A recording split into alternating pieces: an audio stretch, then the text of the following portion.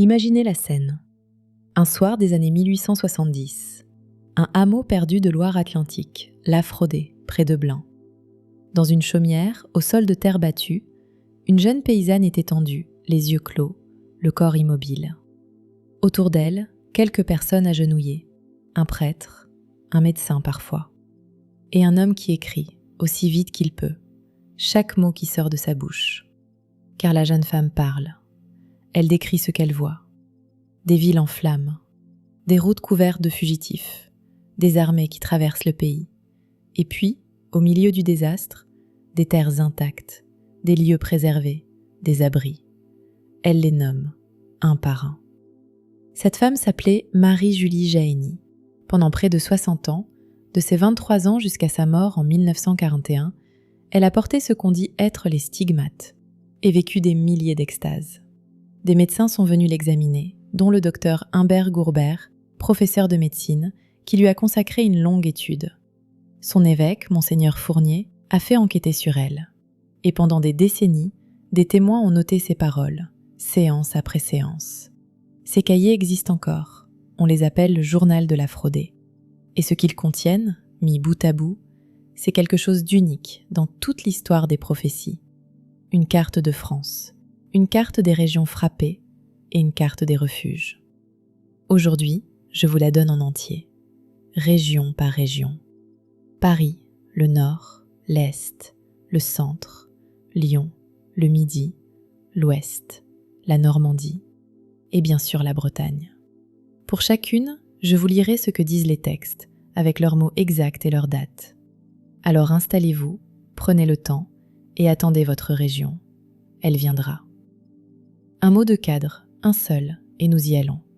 Tout ce que vous allez entendre relève de ce que l'Église appelle des révélations privées, des textes réels, datés, consultables, mais que Rome n'a jamais officiellement reconnus. Je vous les présente comme des prophéties attribuées, pas comme des certitudes. À chacun d'en faire ce qu'il veut. Mes sources sont les recueils des extases publiés par l'Association des Amis de Marie-Julie et par les compilateurs qui l'ont fait connaître, le Marquis de la Franquerie puis Pierre Robert Delle, ainsi que le Secret de la Salette, publié par Mélanie Calvat en 1879. Chaque citation que vous entendrez ce soir sort de là. Et avant d'ouvrir la carte, je dois vous raconter le détail qui m'a le plus frappé en préparant cette vidéo. Celui qui explique pourquoi tant de gens, depuis un siècle et demi, prennent ces textes au sérieux. Le 26 octobre 1877, Marie-Julie déclare en extase voir le retour de l'Alsace et de la Lorraine à la France. Souvenez-vous du contexte. La guerre venait d'être perdue, les deux provinces étaient annexées et rien, absolument rien, ne laissait espérer un retour. Il fallut attendre 1918, la fin de la Grande Guerre, pour que cette parole se vérifie. Une prophétie réalisée ne prouve pas les autres. Mais elle explique pourquoi, quand cette femme parle des régions de France, on se penche pour écouter. Alors écoutons. Et pour comprendre la carte, il faut d'abord comprendre l'histoire qu'elle raconte. Car ces textes ne décrivent pas des malheurs dispersés au hasard. Ils décrivent un enchaînement, presque un récit, dont les cahiers donnent les étapes avec une précision troublante. D'abord, le signal. Une extase l'annonce ainsi. Les mois du Sacré-Cœur et de mon sang, ce sera le signal des châtiments. Le mois du Sacré-Cœur, c'est juin, celui du précieux sang, juillet. Un été donc, mais sans année. Les textes donnent la saison, jamais la date. Puis la Révolution, qui éclate à Paris. Et là, une image que les témoins ont notée, le 27 avril 1877, et qui est peut-être la plus étonnante de tous les cahiers. Quand le gouvernement verra ces bouleversements, il fera comme l'oiseau. Il s'envolera et passera dans un autre pays, et la France se verra libre dans sa révolution. C'est à ce moment qu'il faudra fuir Paris. Le pouvoir envolé comme un oiseau, la capitale livrée à elle-même. Les cahiers donnent même la durée de cette première crise. La crise révolutionnaire durera 4 semaines, mais l'étendue en sera immense, dit une extase du 9 mai 1882. 4 semaines de guerre civile. Et ils expliquent pourquoi le pays serait alors si vulnérable, dans une phrase qui laisse songeur quand on la lit aujourd'hui. Les militaires seront éloignés de France et les forces de l'ordre seront réduites. L'armée au loin, engagée sur des terres lointaines, et plus personne pour tenir l'intérieur. C'est dans ce vide, disent les textes, que tout bascule. Ensuite, l'invasion. Et écoutez la précision militaire de cette extase du 28 septembre 1882. La seconde et violente crise commencera et ira jusqu'à 45 jours. La France sera envahie jusqu'au diocèse qui commence la Bretagne. La plus forte armée va tomber sur Orléans et envahir des espaces de terre que je ne peux limiter, dit Saint Michel. D'un seul élan, ils parviendront jusqu'aux alentours de la grande ville. 45 jours, Orléans, les portes de Paris. Les cahiers ajoutent que le territoire national serait un temps partagé en deux, et que les envahisseurs viendraient de deux directions à la fois, de l'Est et de la Méditerranée, portés, disent les textes, par des forces venues des régions orientales. Et enfin, au moment le plus noir, le retournement. Je vous le lis tel qu'il fut noté le 2 octobre 1875. Quand l'étranger viendra fondre sur la France, ce sera par une prière révélée qu'il sera dispersé et refoulé. Ma main invisible le foudroiera et le renversera. Et c'est au milieu de ces mois terribles, disent les cahiers, qu'apparaîtrait le roi sauveur, ce grand monarque dont je vous ai déjà parlé, qui mènerait une reconquête de plusieurs mois pour chasser les envahisseurs. L'épreuve, le fond de la nuit, puis l'aube. Voilà la fresque. Maintenant, la carte. Paris d'abord, car tout commence et tout culmine à Paris. Dans les cahiers, la capitale est le foyer de la tourmente. Le premier soulèvement se fera dans la ville de Paris, dit une extase. Et le 6 avril 1877, cet appel direct. Vous, famille chrétienne, qui portez encore la croix au fond du cœur, fuyez cette ville ingrate qui périra par ma justice. Les textes décrivent la suite en images de fournaise, non pas un simple incendie, mais, je cite, la grêle de feu ensoufrée, un feu qui tombe du ciel sur la ville. Ils vont jusqu'à des détails saisissants, presque des adresses.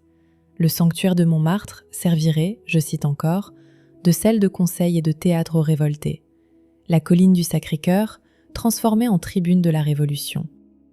Tandis qu'à quelques rues de là, la Sainte Vierge protégera Notre-Dame des Victoires, cette vieille église du centre où des générations de Parisiens sont venus déposer leur peine. Même dans la ville condamnée, la carte distingue, église par église, comme une main qui trierait dans les décombres ce qui doit être gardé. Et Marie-Julie n'est pas seule sur Paris.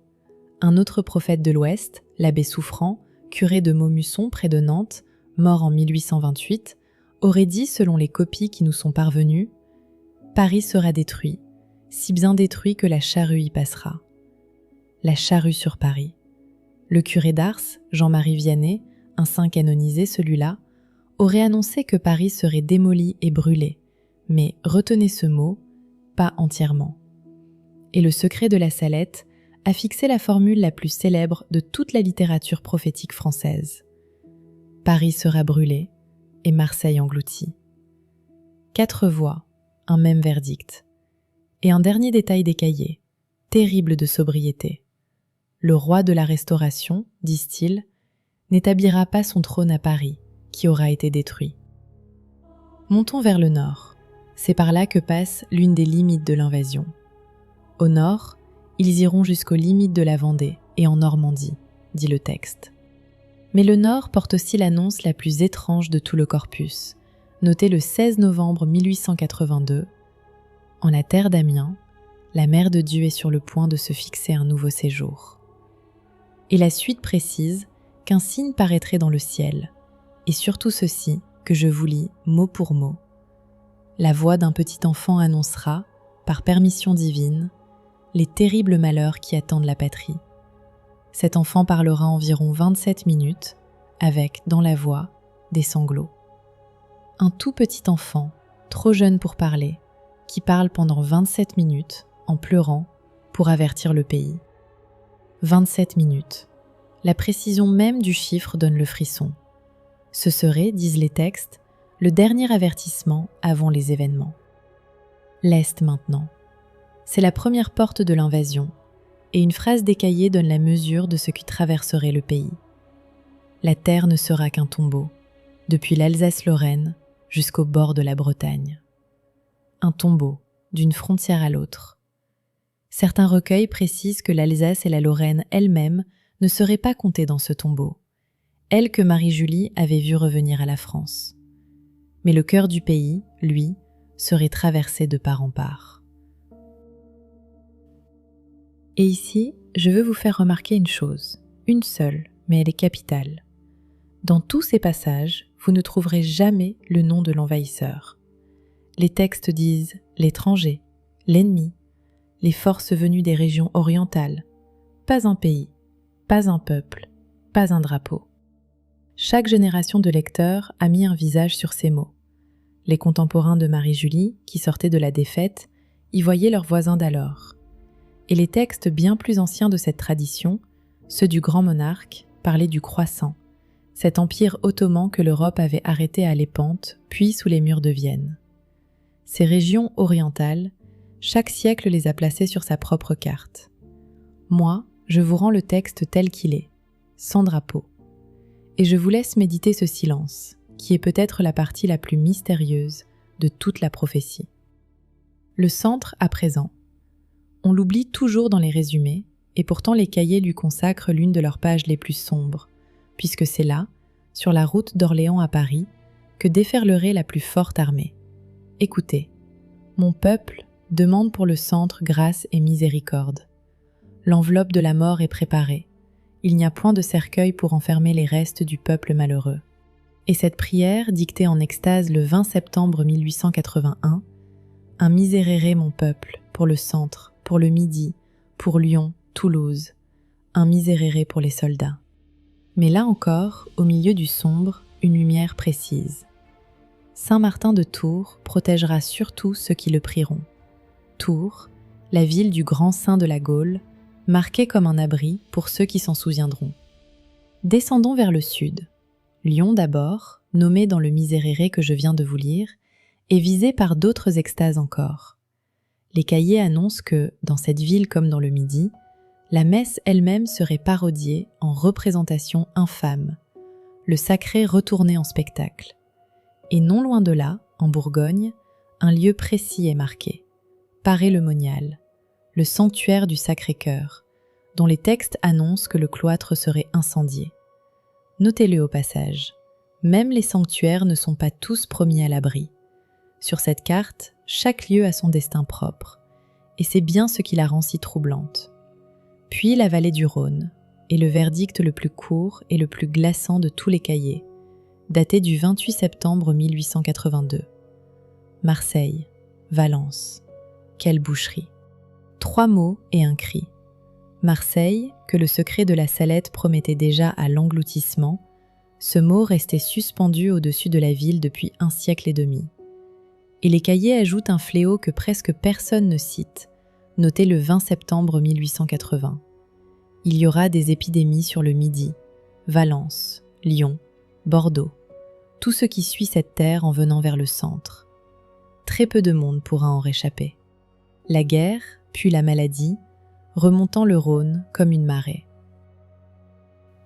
Mais le Midi, c'est aussi la région où la carte des exceptions devient fascinante. Écoutez la série, elle tient en 3 phrases des cahiers. Le couchant, depuis la chapelle de Lourdes jusqu'au nord, sera épargné, sauf Bordeaux.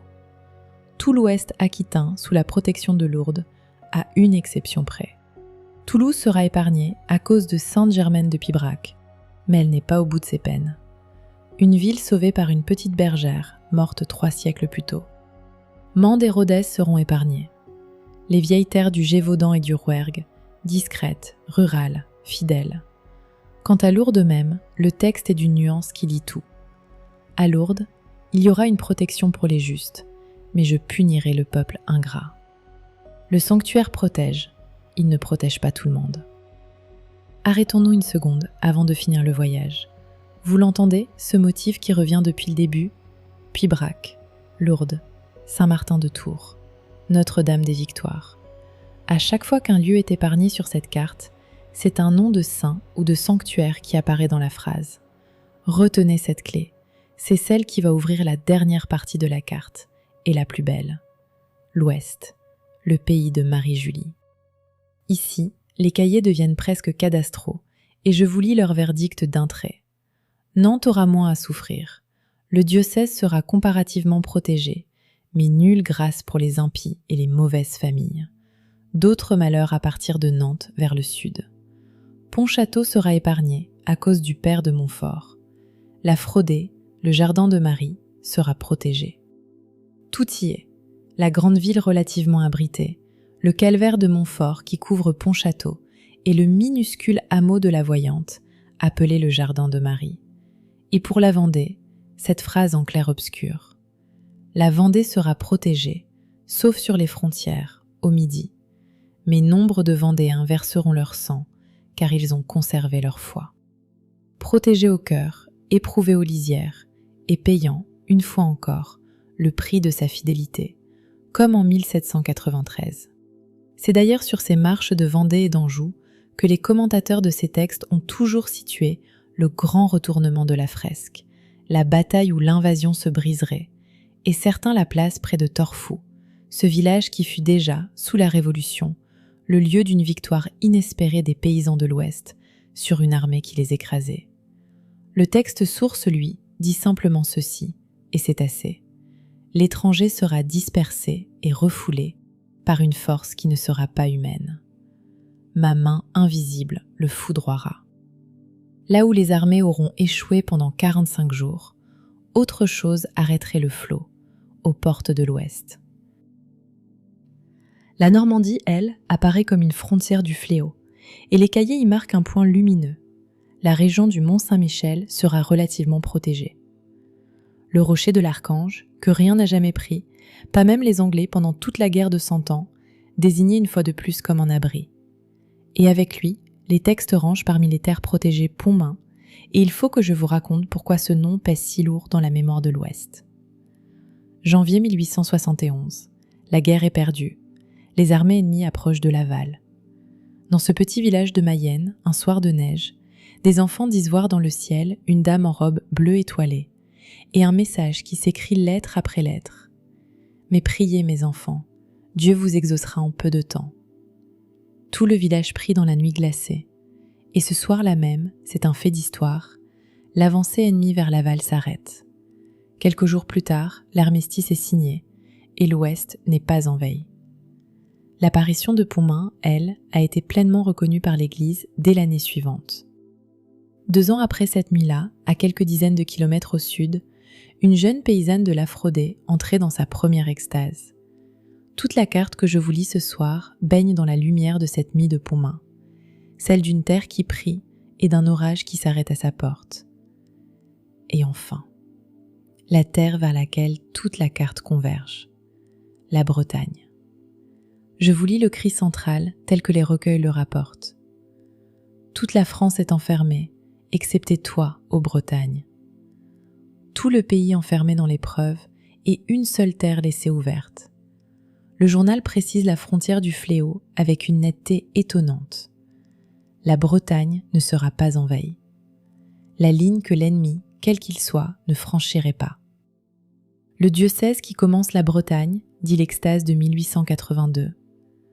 Dans les visions de Marie-Julie, cette terre est l'arche du naufrage, celle vers laquelle afflueraient les fugitifs de tout le pays. Attention pourtant, car le texte continue, et il est plus fin qu'on ne le résume. La Bretagne ne sera pas envahie, mais ne sera pas exempte de tout châtiment, surtout au nord déchristianisé. Et ailleurs, 5 fois la Bretagne sera traversée et retraversée par ceux qui portent partout le désordre. Dans le nord de la Bretagne, il y aura un peu plus à souffrir. Là, le mal sera proportionné. Il restera une lisière où chacun aura permission de marcher sur ses terres. Pas envahi, mais traversé. Protégé, mais pas endormi. Et au cœur de ce refuge, un point nommé. Sainte-Anne protégera la région dorée. Le grand sanctuaire du Morbihan, marqué comme le centre de l'abri. Et pourquoi elle ? Pourquoi la Bretagne ? Les textes donnent leur réponse, et elle n'est pas géographique. Ni la mer, ni les remparts. C'est la foi gardée. Cette terre serait épargnée à cause de ce qu'elle a conservé, ses chapelles, ses calvaires, ses pardons, cette fidélité têtue que Marie-Julie voyait chaque jour autour d'elle et que la Bretagne, de fait, a gardé plus longtemps que toute autre région de France. Si vous vivez sur cette terre, ou si vous y avez des racines, vous savez de quoi je parle. Cette impression, en marchant dans ces campagnes semées de croix de granit, que quelque chose y veille encore, qui a disparu presque partout ailleurs. La prophétie n'a pas inventé cette fidélité, elle l'a vue et elle en a fait une promesse. Quant à la Frodé, le jardin de Marie, la voyante a demandé qu'on y élève une croix, en annonçant que ce hameau minuscule deviendrait un lieu de grâce et de pèlerinage. La croix existe, une association l'entretient, des pèlerins y viennent, aujourd'hui encore. De toutes les annonces de cette vidéo, celle-là, au moins, s'est déjà réalisée sous nos yeux. Voilà, la carte est complète. Reprenons-la d'un seul regard. Les frappés, Paris, promis au feu, le centre, l'enveloppe de la mort, d'Orléans aux portes de la capitale. Lyon, Valence, Marseille, quelle boucherie. Les épidémies remontant vers le nord. Et les préservés, la Bretagne, exceptée du malheur, avec Sainte-Anne-d'Auray en son cœur, la Vendée intérieure, Nantes, comparativement, Pontchâteau, le Mont-Saint-Michel et Pontmain, Tours et son Saint, Toulouse et sa bergère, Mende, Rodez, le couchant de Lourdes, l'Alsace et la Lorraine, non comptés parmi les tombeaux. Et si votre région n'a pas été nommée ce soir, les cahiers ont une phrase pour vous, et elle vaut pour tous. Nulle contrée ne sera totalement exempte de tribulation. Il y a du mauvais monde partout, et Dieu connaît le fond de tous les cœurs. Aucune terre totalement épargnée, aucune totalement perdue. Le fond des cœurs, voilà la vraie frontière de cette carte. Et c'est exactement là-dessus que je veux finir, en vous donnant mon sentiment, comme promis. Pas celui d'une experte, celui d'une femme qui a passé des semaines dans ses cahiers. Relisez la liste des refuges à voix haute. Lourdes, Pibrac, Tours, Notre-Dame des Victoires, Pontchâteau, Sainte-Anne-d'Auray, le Mont-Saint-Michel, Pontmain, la Frodé. Vous l'avez entendu comme moi, ce n'est pas une carte militaire. C'est la carte des sanctuaires de France, la carte des lieux où l'on a prié pendant des siècles. Et remarquez ce que cette carte frappe et ce qu'elle épargne. Elle frappe les capitales, les grands ports, les villes de l'argent et du pouvoir. Elle épargne les bergères, les calvaires, les hameaux, les terres qui ont tenu. Comme si, aux yeux de ces textes, chaque lieu de France valait exactement ce que vaut son âme. Et les cahiers le disent eux-mêmes, sans détour. Nulle grâce pour les impies, une protection pour les justes, ceux qui le prieront.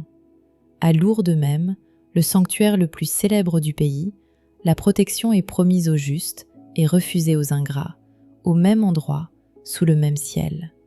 La protection, dans la logique même de ces prophéties, ne s'obtient donc pas en déménageant. Elle s'obtient en vivant autrement. Un cœur en paix à Paris y serait plus abrité qu'un cœur en guerre à Sainte-Anne-d'Auray.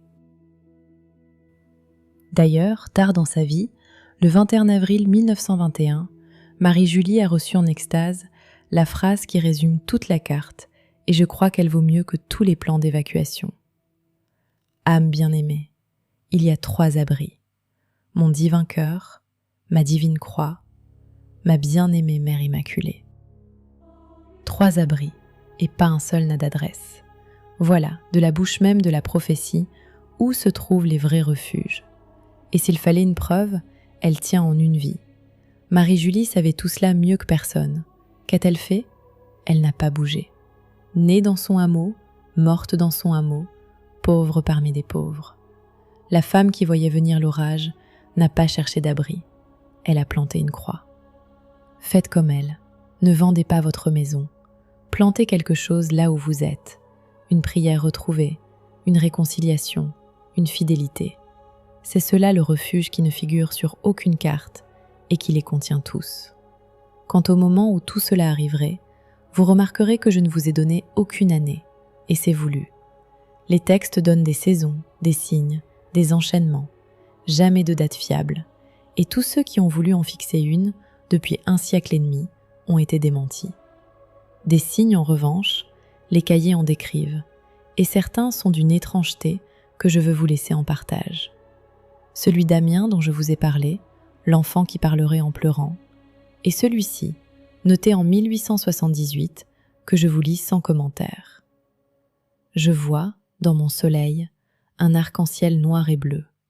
Il pleut de cet arc-en-ciel une pluie rouge, et dans cette pluie, il se produit un signe, une croix qui se forme et qui porte l'empreinte d'un Christ. Une pluie rouge et une croix dans la pluie. Voilà, disent les textes, à quoi ressemblerait la veille des grands jours. Mais il donne une direction, et je vous la lis pour finir, car elle est plus forte que toutes les menaces. Je donnerai à la France une génération nouvelle. Après l'épreuve, toutes ces voix, absolument toutes, annoncent une aube, un relèvement, une France renouvelée. Le tombeau n'est jamais la dernière page. Dans la prochaine vidéo de cette série, nous ouvrirons la page la plus impressionnante de tout le journal de la Frodé, les fameux 3 jours de ténèbres, et les consignes précises, presque domestiques, que les extases ont laissées pour les traverser. Les cierges de cire bénite, dont un seul, dit le texte, suffira pour les 3 jours. Les fenêtres closes, les mots à dire. Vous verrez que derrière les images qui font peur se cache une sagesse plus douce qu'on ne croit. En attendant, je vous laisse avec une question. Pas avec une peur, une question, comme toujours ici. Vous savez désormais où sont les refuges de la carte. Mais si l'orage venait ce soir, quel qu'il soit, qu'avez-vous déjà bâti, en vous, qui tiendrait debout? Si la réponse vous vient tout de suite, gardez-la précieusement. Si elle tarde, alors vous savez par où commencer, et vous n'avez besoin pour cela de traverser aucune frontière. Pensez-y ces prochains jours. Et si cette réflexion vous a accompagné, restez avec moi pour la suite de cette série, ici, sur Chemin Spirituel. Nous continuerons, ensemble, à regarder l'invisible en face. À très bientôt.